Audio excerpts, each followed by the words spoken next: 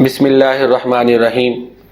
قرآن کریم کی روشنی میں سیدنا امام حسین رضی اللہ تعالیٰ عنہ کی شان اور عظمت اگر سمجھی جائے تو یہ بھی ایک بڑا مفید پہلو اور علمی پہلو ہے۔ چنانچہ قرآنی آیات کی روشنی میں اختصار کے ساتھ امام حسین رضی اللہ تعالیٰ عنہ کی عظمت آپ سامعین کی خدمت میں پیش کی جائے گی۔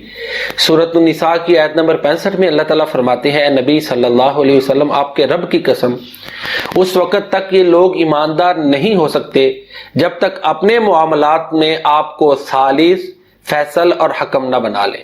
پھر اللہ کے نبی جو فیصلہ آپ کریں اس کے بارے میں اپنے دلوں میں تنگی بھی محسوس نہ کریں اور اس کو من و عن تسلیم کر لیں، پوری طرح اس کو مان لیں۔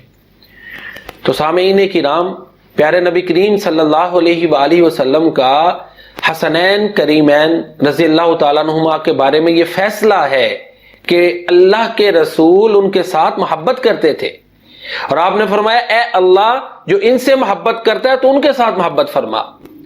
تو جس سے اللہ کے رسول اور اللہ محبت کرتے ہیں، ہمارے لیے لازم ہے کہ ان کے ساتھ محبت کی جائے، اور جو اللہ اور اس کے رسول صلی اللہ علیہ وسلم کے فیصلے کو نہیں مانتا، یہ اللہ اور اس کے رسول کا فیصلہ ہے کہ سیدنا امام حسین رضی اللہ تعالیٰ عنہ کے ساتھ محبت کی جائے، بلکہ ہمارا تو یہ ایمان ہے کہ ان کے ساتھ محبت ایمان کے لیے شرط ہے۔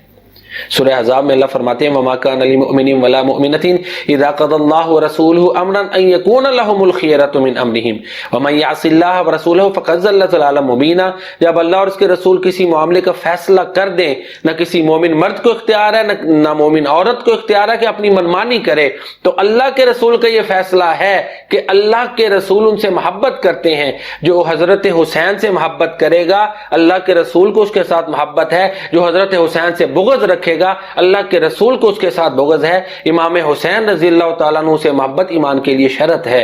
اللہ تعالیٰ قرآن میں فرماتے ہیں، قُلْ إِن كُنتُمْ تُحِبُّونَ اللَّهَ فَاتَّبِعُونِي يُحْبِبْكُمُ اللَّهُ وَيَغْفِرْ لَكُمْ ذُنُوبَكُمْ وَاللَّهُ غَفُورٌ رحیم۔ سورہ آل عمران آیت نمبر 31۔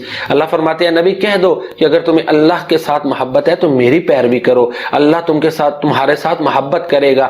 اللہ کی محبت کے حصول کے لیے ضروری ہے کہ امام حسین رضی اللہ تعالیٰ عنہ کے ساتھ محبت کی جائے، اور اگر کوئی بندہ چاہتا ہے کہ اس کے اعمال بچے رہیں تو اس کے لیے اطاعت رسول ضروری ہے۔ من یطیع الرسول فقد اطاع اللہ، یا ایھا الذین آمنوا اطیعوا اللہ واطیعوا الرسول ولا تبطلوا اعمالکم۔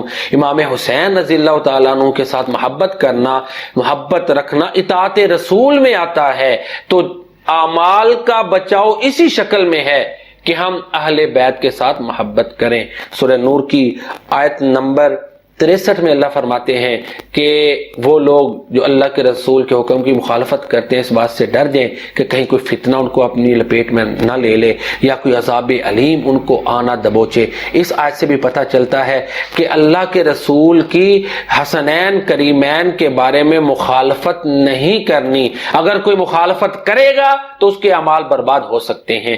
اور اسی طرح بڑی مشہور آیت مبارکہ ہے، سورہ احزاب کی آیت نمبر 33 ہے، سورہ نمبر بھی 33 ہے۔ اللہ فرماتے ہیں، انما یرید اللہ لیذھب عنکم الرجس اہل البیت ویطہرکم تطہیرا۔